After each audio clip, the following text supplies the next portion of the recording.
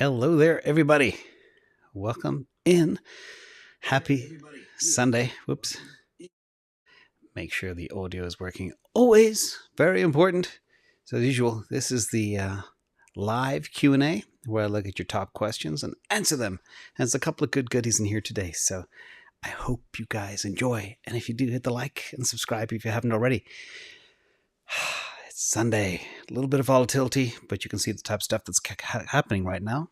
Every single dip is being bought up very quickly. Ta-da! So here we go. The Sunday Q&A. Let's make sure this is working. My key is not working. There it is. Okay. First of all, math, money, and freedom. You guys know the drill. And this is not financial advice. This is what I would do. It's edutainment, as you guys know. So let's jump in and talk about the very first question today from Jens Bailey, and it's a great question. And that is, what happens with ETH when all staked ETH2 is being unlocked? And what is the best move before that? This is interesting. And I did dig into this, and I've been monitoring it very carefully. First of all, most of the big unlock will happen circa March 2022, so we have time.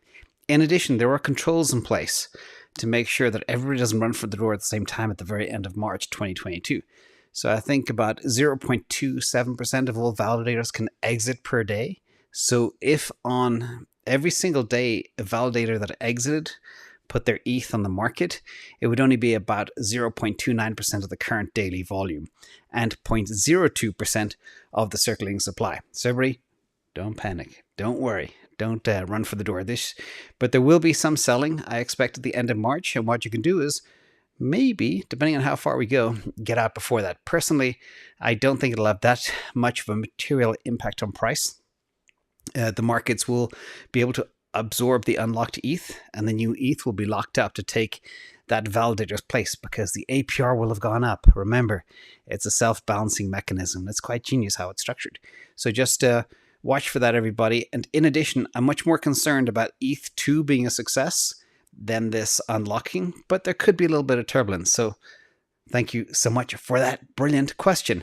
Second question in the box is from Nathan M. If I sell all my alts other than Ethereum, I would become a whole coiner.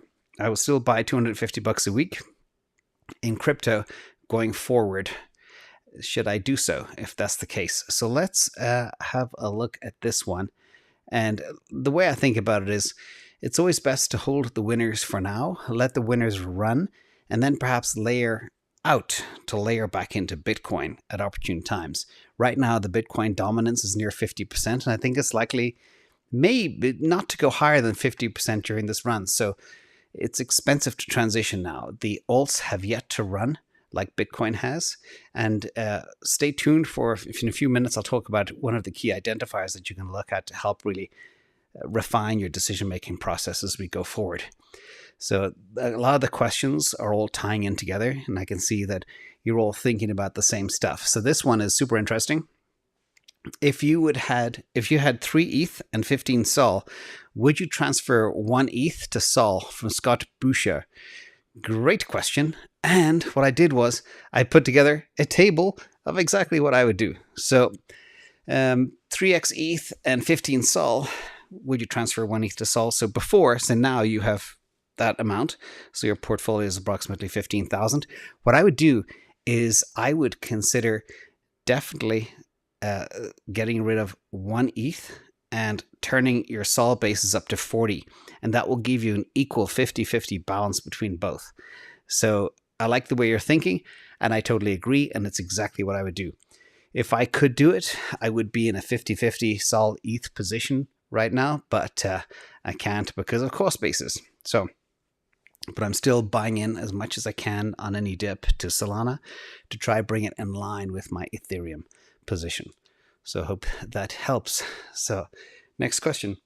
Does Plan B stock to flow model take into account the amount of money printing and network adoption and growth rates? From Lorenzo Raguseo. Great question. Interesting question. So the stock to flow model is a fascinating model, and it works not just for Bitcoin, but for everything. And a quick recap, in case you missed it, I did this a week or two ago. I don't even remember what I do. I pump out so much stuff. But the Bitcoin stock to flow is basically a number that shows how many years at the current production rate required to achieve the current stock. Now, the higher the number, the higher the price. Remember as well, Bitcoin is deflationary, more so now than ever. People are losing their coins, etc. Miners are borrowing fiat and issuing stock to the general to generate cash. They're not selling to generate cash anymore, and the stock to flow assumes the supply is hitting the market. So my perspective, that's all it takes into account. And no, it doesn't take into account money printing on any of the other factors.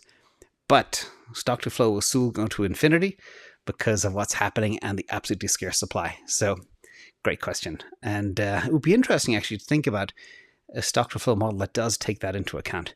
And I'm working on something separate, but you'll see it all soon. Next question. Which Bitcoin proxies would you say have the most upside, assuming Bitcoin is going to boom in the next 1 year? Mara versus MicroStrategy from Casey Chia. So this is not one I look at. What I do have is a list of all the best Bitcoin proxies here. Screenshot this for yourselves. This basically takes into account the share price, the market cap, the Bitcoin owned, number of shares, the Bitcoin per share, the shares to own for one Bitcoin, and the cost of one Bitcoin in that stock. And you can see very clearly here, the best proxy is GBTC because of the discount. And MicroStrategy comes in number 2. Cypherpunk Holdings, obscure company, comes in number 3. It might be very risky though to own that. Voyage Digital comes in number 4, but that also is very risky. So net for me, I like to buy Galaxy on dips. I own Hut 8 and I own CleanSpark, and I own a lot of MicroStrategy and GBTC. So they are the best Bitcoin proxies. So thank you for that question. We're going real fast because these are great questions and easy to explain with tables and stuff. So we have 50. This is from J-Rod. We have 50 plus alts, which is too many. Yep.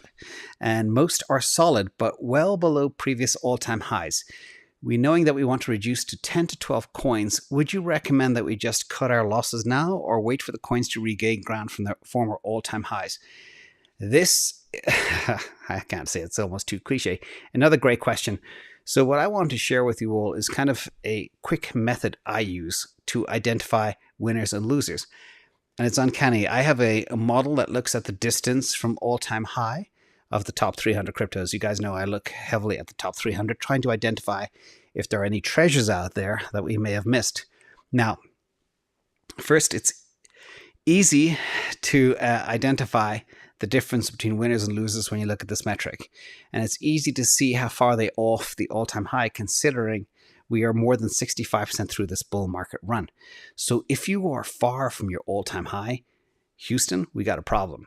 Now, I don't want to call anything bad or a dog, but I tell you, this model works 80 to 90% of the time. And it's just a simple list. And also what's uncanny by this list I've assembled is so many of you this year have asked me to analyze these names. So let's see how they did. And of course, when I'm asked to analyze a stock, like, I don't know, you'll see some of the names you know, Raven and other things like that. I have a quick cursory look and I can disqualify them very, very quickly. So let's jump in and have a look at this list and see if you recognize any of these names. So J-Rod, if you have any of these in your holdings, I am 80 to 90% sure you need to flick them now. So number 1, this is 99.5% off the all-time high. It's called Casper. Number 2, Bitcoin standard hash rate. Number 3, VeThor. Number 4, Quark Chain. Curve. ICP, 90.7% off the all-time high. Pirate Chain. Quantum. Bitcoin Gold. Dash. StormX. A lot of people ask me to pump StormX. No, it's garbage. Nano. Bitcoin Cash. SafeMoon. Garbage, garbage, garbage. You guys get the message? Pretty easy, but let's go. There's more. These are all names that I would not recommend holding. Voyager Token. Alchemix. EOS. Paxos. IOTA, Mirror Protocol, PolkaSwap, BitTorrent, Huobi Token, iExec, RLC. Bunch of people asked me to look at that recently. 75% off the all-time highs. Digibyte, Filecoin, XRP, Balancer, Holo, The Graph. And we'll go on. There's more. Tron, Bitcoin SV, another fake Bitcoin. Dogecoin, Yearn Finance, AMP, Basic Attention Token, Ravencoin, Cartesi, Energy Web Token, also asked by a ton of people to look at that, and Theta Fuel. So that's kind of the list. Again, the simple metric that I just want to give you all, one of the 20 indicators that I use is if it is so far off the all-time high and we are so far through the bull run, ask yourself, why is it 96 or 97% or 75% or 60% off the all-time high? That tells me there's a problem. Yes, 5 or 10% of them may get back to their all-time highs and you might get some gains, but the probability is stacked against you. I'm 80 to 90% sure, looking at 4 or 5 years of history, that doesn't happen. So it's the same thing with equities, by the way, exact same parallel. So I hope I didn't offend anybody or call their baby ugly, but this is just math, and that's all I do here. Okay, next question. From David C. I'm considering swapping BNB for Bitcoin as my goal is to reach 1 Bitcoin. What are your thoughts on BNB, and would this be a safe move? So for me, I sold BNB at 350. Cost base is about 200. Bought a little bit at 400 as well. I sold it at 350 early this summer due to all the FUD. I was actually in the garden in Hawaii at the time. And you guys may remember that video if you were around. But I felt it was better. I always stray away from things that are risky. I'm very risk averse. I like safe bets. Again, remember the 2 rules. Preserve capital, number 1. Grow capital, number 2. So when I look at BNB versus Sol, this is kind of the performance. BNB, as you can see, versus Sol in that time frame, BNB is up 32%, which isn't bad. Sol is up 425%, which is very good. It's obviously the faster horse. And when you do the same thing with Bitcoin, Bitcoin outperforms Binance as well. But the ironic thing, and I love to see patterns and numbers, and I scanned thousands of them, but I thought this was just uncanny. If you guys look at the percentage of Cardano and Binance Coin from the all-time high, they are both exactly at 31.8%. You can't make this up, folks. So back to the question. Would you swap BNB for Bitcoin? As my goal is to reach 1 Bitcoin, I would say yes. It is a safer play and a safer asset. I know Binance is doing some burning too. Like the burning thing is kind of trendy to make your token deflationary and stuff. But I'd be very careful with Binance, especially when you look at all the regulatory stuff coming down them. Again, it might do well, but I prefer safe, guaranteed bets, especially when you're dealing with money and finances. Okay, so I hope that gives you some clarity, David, and thank you for the question. So Phantom looks like a potential ETH Sol killer. How does it score in the compendium from Mogans? This is so interesting. You talked about this. So you can see here the compendium score is 5.4. The SC composite score is 3.4, but it's growing rapidly. Now we monitor these things and we update them all the time. About 6 or 8 weeks ago, Phantom was scoring about 4.2 on the compendium, and now it's 5.4. So it's getting better. They have fixed stuff. The inflation is still quite high, and there's a couple of other little issues. Also, the smart contract platform composite is improving as it gets adoption and TVL locked, etc. So it is still good, but it's nowhere near as good as the other names. Overall, it still ranks low against the top 20 smart contract platforms, but it's a small cap and people are buying it. And that's part of why it's attracting a lot of money, because it's easy to buy something at $7 rather than buy Solana at 200 or Bitcoin at 61,000. And that's kind of the psychology here. But we'll monitor it carefully. It does have some upside. I'm trying to figure out exactly if it is investment grade worthy. Still haven't been able to convince myself, but it's not bad and it's getting better all the time. So great question. I don't have a hard or fast answer for you other than I did not buy it, have not bought it. Might buy it, but it'll have to be on a big dip. Hope that helps. Now, next question.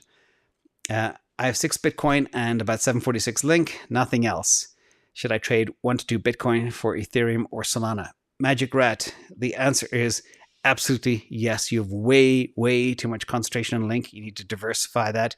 Even if somebody has a small portfolio, I recommend at least 5 cryptos, and that gives you the ability to layer out if one pops and get into something else. But having all your bags in Link is not good. Congratulations on the 6 Bitcoin, and please keep them very, very, very safe. Awesome question. So next question here. What would you say is the floor on this bull run for Bitcoin? Would that be around 30,000 area? From David Lewis. Brilliant question. And it's funny, on DCA, not too long ago, I was asked the exact same thing. So here we are. This is the easy way to think of it. The Bitcoin floor, the easy way and mathematical simple way, it's almost embarrassingly easy, and I think others embrace this too, is look at the 200-day moving average of Bitcoin. And right now, I think we're at about 47K or something like that. Let me just try to pull it up from the exact chart. Something like 47,000. That's kind of the floor. So it'll be at 50,000 pretty soon. And that's where we're going to go. But if we continue to gradually move up in price, not blow off top in the space of 2 weeks, because that doesn't really impact the 200-day moving average. But if we gradually move up over the next 5 or 6 months, that moving average will go to 65K. And I believe that could be the new floor. So we want Bitcoin to take baby steps, not just explode fast. We want time for money to come in, gradual accumulation. We want the supply to drain, and that'll give us, well, once the supply drains, we're going to explode upwards, but hopefully, and that'll bring in turn sellers, but I think this is a good way to think about where the floor is. 30,000? No, I don't see us going back there again unless there is something like a war or a big black swan event. So thank you for that question. Next question is Edel A. I missed out on this Solana bull run. I was too busy buying Ethereum. Do you still think Ethereum will keep the crown? Great question, and I think about this all the time. Ethereum has an extremely strong network effect, adoption, dominance. However, the other smart contract platforms are chomping at their heels. And really, the way to think about this is ETH2 is critical. I think Ethereum will have a great run in this bull run. I do think Solana will outperform it. And in terms of keeping the crown, I think so, yes. There's simply, it's just everywhere. Ethereum is everywhere. It's tied into everything. It supports everything. It won't just go away. Like if you look at, say, Binance Smart Chain, it runs on Ethereum. Celsius runs on Ethereum. Everything runs on Ethereum. So the other competitors have a long way to go before they can displace the incumbent, which is Ethereum. So keeping the crown, yes, for the next 3 to 4 years for sure. So hope that helps, Edel. Great question. Next question, thoughts on Filecoin? I personally know a Bitcoin Sol whale who was super bullish on it. He was also saying Sol was a buy from $3. So I'm curious if it is a great opportunity from Roxanne K. Well, Bitcoin and Sol are great, and no doubt they've been good, but let's look at what we just discussed earlier today. My metric for identifying laggards out there, you look at Filecoin, it's 74% exactly to the nose from the all-time high. That's not good. When I look at the Crypto Compendium score, the insights grade is a BB and the rating is a 7.2, which is not bad. It's in the top 28% of the top 300 cryptos, but still, would I buy it? Nope, not at all. 80% sure it'll continue to be a little bit of a laggard. And also things like Filecoin, they're kind of like utility coins. I don't really like that space. I much prefer things like smart contract platforms that have the ability to revolutionize huge addressable markets, like smart contract DeFi. And also, you look at Filecoin as well. There's a ton of new competitors and new technology coming into the space. And Filecoin also has a little bit of, I think, a little bit of a tarnished history from the past as well. So I would not invest. And your friend may think they have a huge upside. I just don't see it. But let's circle back in a year's time and see where we are. I hope that helps. Next question. Crypto SG, hopefully in Singapore. When you talk about Google, are you referring to the symbol Goog or Google? And what's a good entry point? So great one. So first of all, when we look at Goog, you want the Goog, which doesn't have voting rights, but that's the one you want for trading because, you know, what difference will our vote make realistically? And we look at the chart here real quick. By the way, the Google has voting rights. And you'll see the chart that the Google with the L is the orange line. You see it doesn't track the stock price closely, but it loosely, but not exactly. And in terms of Google entry, let's see if we can switch gear here for a second. Actually, I can pull up the chart and look at Google, but I do think it is too high. It keeps bouncing off the upper limit. It's a money machine, kind of like Tesla. Let me see. I'm going to try and see if I can turn on my screen sharing. Never done this before, so hopefully the right screen will show up if I do this. Sort of. Not really. well, sort of. Anyway, the point is Google here at around the 2,700 level. I like Google 2,500 or less, but not more than that. So I do hope that helps you somewhat. It's kind of a vague answer, but I don't chase. But you can see even over the last couple of days, it fell down to nearly 2,600 level, which would be good. I like 2,500. That's the limit for me to get in and buy more. We're only $100 away. So if we have a market situation where the market gets real weak, we could get a fill at that level. So I do hope that helps you as well. So a little bit of, before we open up to Q&A, your super chat donations. Super happy we adopted baby terrapins and are excited to track their progress through the year. These are an endangered species, and the money goes to the Wetlands Institute towards supplies, travel, road patrols, hatching, head starting, and releasing baby terrapins and injured terrapins, and educational programs for kids too. So that's awesome. We also had 86 sea turtles hatch a couple of weeks ago too. So little ways we give back all the time. So hope you like the content. I'm going to open up to some Q&A for everybody right now and switch cameras and make sure you guys can see me. Let me see. Pop the questions. All right.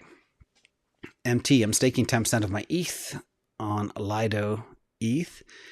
Do you stake? And is this strategy okay? I know there are some risks, but everything in life has risks.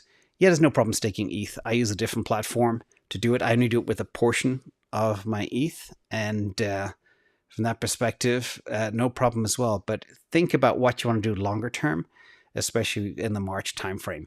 But definitely not a problem staking. And I also stake Solana too. New perspective, almost a whole coiner. Congratulations. Plus Sol ETH bags. I've never taken profits and I don't mind hodling.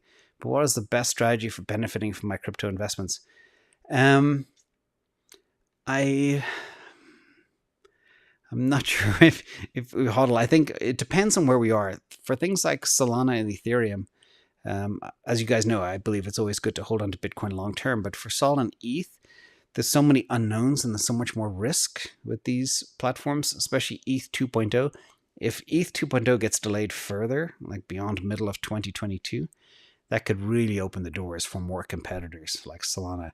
And then if I do get any indications that things are going to slow down in this regard, I would move out of Solana or move out of Ethereum and into other names that are hot at the time. So I think you need to always have your tap dancing shoes, as I say, on. JKS, if Bitcoin doubles, ETH quadruples, what will Sol do? I own all but have more dollars. Which horse is the fastest horse of the next 5 years? It's very hard to go out 5 years, but I do believe in terms of performance, I think Solana will outperform Ethereum and Ethereum will outperform Bitcoin. It's just the size of these assets lends itself to that. I do see Ethereum going to 8,900 and I see the Solana market cap going to 20% of ETH's market cap at the peak of this bull run, which would bring, depending on exactly how far we go and everything else, somewhere between 550 and 700 is possible for Solana. But so that would be kind of a 2x for ETH, a 3x for Solana. And that's kind of the way I'm looking at things. If things really blow up, we could see 750 plus. A lot of people are talking about $1,000 Solana as well right now. But I'm not sure if that's going to happen. Bobo Hodls. I live on pension. My retirement nut has dwindled, so I put what's left, less than 100K, into 60% Bitcoin, 30% ETH, and 10% Sol. I'm hoping Sol can help me out and build some cash while others grow. Advice? Yes, but be very careful. This is your nut, as you say. I get a lot of stories like this, and it breaks my heart how people get into annuities that don't pay anything over time, and cost of living is going through the roof. So be very careful. For you, you've got to be extremely disciplined about taking profits. Financial advice. So if Sol, like your 10% bag of Sol, if it goes to 500 and you're in at 20 or 30, start putting cash aside. You'll get other opportunities in 2022 to make some good investments. But your goal will be to build up that cash nest egg, start building up your nut again, but be very conservative because you depend on this. And things like Solana and Ethereum are much riskier than Bitcoin. But I do like your percentages. I would go a little bit heavier into Sol, but remember to sell. Like if we see anything like 400, 500 bucks, start taking a lot of your money off the table. Aaron Harris, do you see a scenario where Matic might be able to make a run similar to Solana? My 2 bags are similar sized, considering lighting my Matic bag for more Solana. I do believe Matic is highly undervalued, but I'm not sure it can do what Solana can do, like 3 to 4x. My target for Matic right now, I think it still remains the same at around... Let me pull up the chart, make sure nothing has changed. Still around 298. I haven't changed that at all. Could it go higher? Could it go to $4? Yes. $4.50? Yes. But I do plan on selling some, depending on how things go. If they have more like DraftKings announcements and stuff like that, more adoption, more partnerships, I may hold longer. But all of these things that they're doing and all of the metrics behind Matic tell me it is extremely undervalued, especially their growth rates. It's stunning to see. But we'll see. So Aaron, it's a tough question. Hard to answer because Matic is considered a layer 2, so it doesn't get all the attention. But as far as I'm concerned, I consider it a smart contract platform because they are doing things standing on their own 2 feet. So that's my 2 cents. Mason Vera, should I take a loan out on my crypto for a down payment on a condo in the Bay Area? I don't want to sell in case of a major run-up. Yes, you could, but don't exceed more than 25% loan to value. So what I mean by that is if you're borrowing against your Bitcoin, for example, you need to be able to be in a position if it does wick down.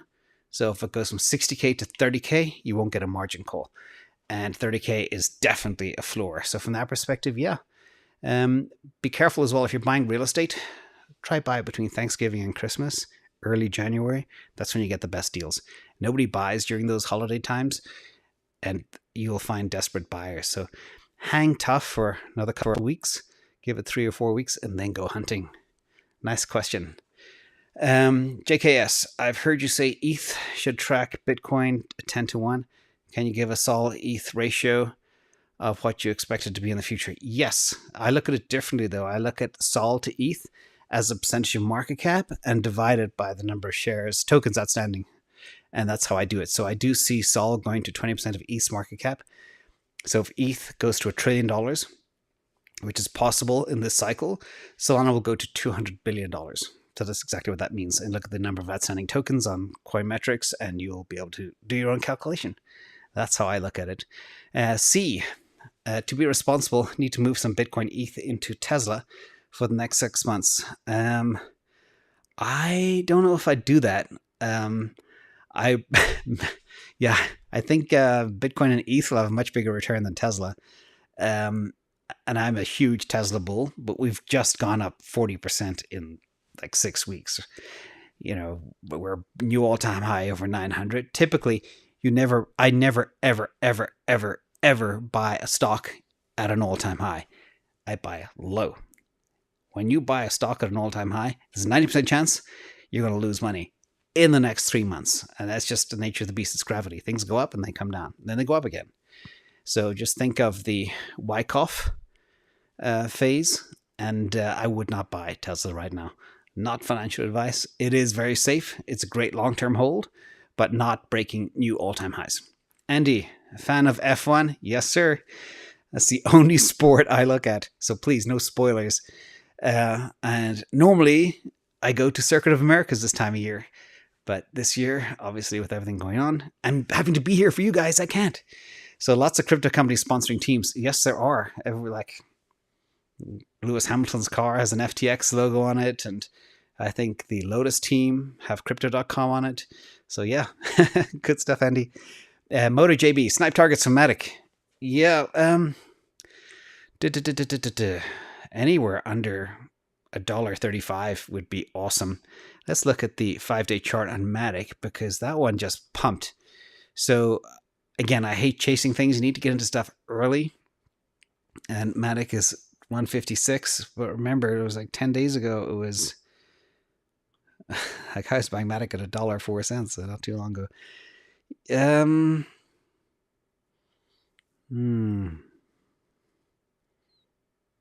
Yeah, I think it's just going to go from strength to strength, especially as Ethereum starts rising up. It'll pull Matic with it. So I think $1.50, $1.51, maybe. Josh, it's $1.55 now. It's close. It was $1.68 a few hours ago. So yeah, that would be a good place to get in. If you don't have any, it's a good hold. It's going to double from here, maybe a little bit more. But I think it's good to round out your portfolio. Tommy Walton, my plan is to keep adding to my positions from profits in my business, as opposed to trying to take profits 3 to 5 years. Is this a bad idea?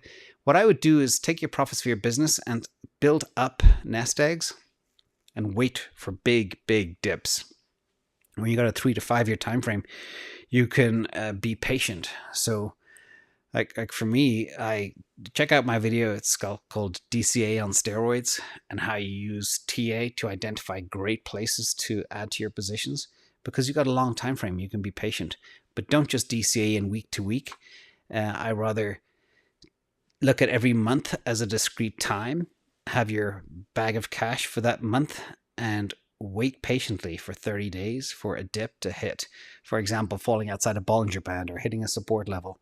And that's when you go in and buy, and you get much better returns that way. Mr. No, how do you feel about the gaming sector in crypto? Have you looked into Gala token? Haven't looked into Gala token. I looked into Axie. It's incredible. I'm not a gamer, so I feel very ignorant in that space. But I do understand the value of the metaverse and decentralized gaming in a big way, but I haven't looked into Gala. I can have a quick look. When you are an investor, you pick a few spaces and you go deep, and that's how you get successful. And I don't want to take my focus off the biggest transformational area in crypto, and that's smart contract platforms.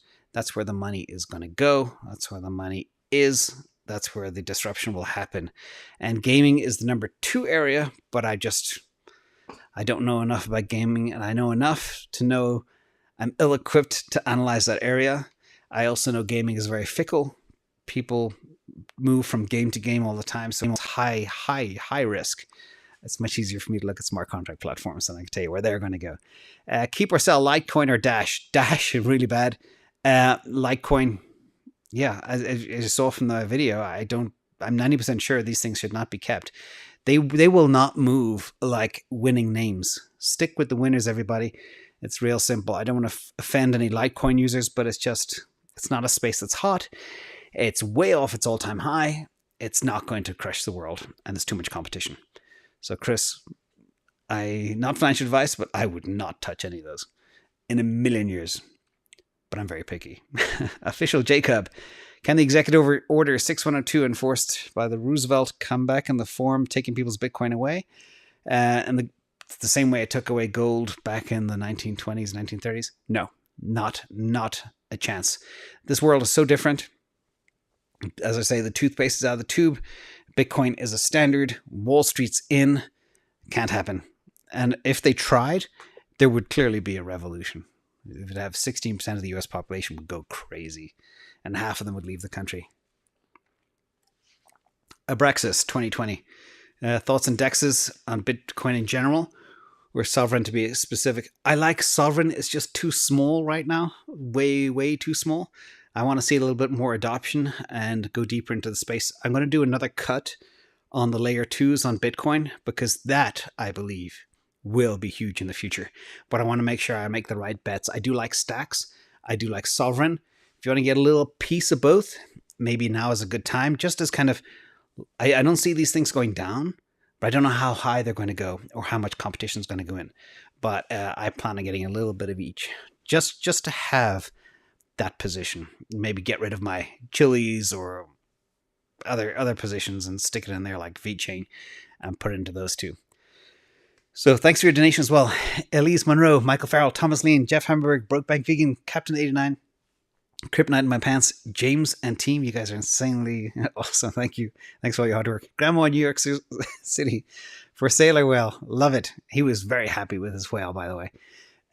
Jeeves would love to celebrate 100k Bitcoin with the IA community, inviting James with his favorite shirt and drink and dance to a Tool song. That'd be cool. I'm not a good dancer, but I probably would need a drink to help with the dancing. Chris Carr, hello from Alaska. Thank you for helping me change my life. Yes, we got so many people have messaged in that their lives have been changed, and they were hopeless, March, April this year, and now everything is different. So the mission is working. And Chadwick, for sailors' well-being, I will definitely be looking deeper into applied statistics. Yes, that was a brilliant point actually from him. Corn, Vanessa H, J-Rod. Wow, J-Rod, thank you so much. More turtles, more animals, more contributions. Really appreciate everything. Daniel Hayes, Crypto, Anomalous, Maui Sounds, Fademaster, Praxia, Blackberry Row, Code with Mo. All these names rhyme. It's amazing. Flowman and Chaji. See you all later. Oh, and Lucretius. Thanks, guys. Hope this was helpful. I hope I didn't burst anybody's bubble, but, investing is a ruthless game. It's a blood sport. Make sure you hold the right assets. See you tomorrow.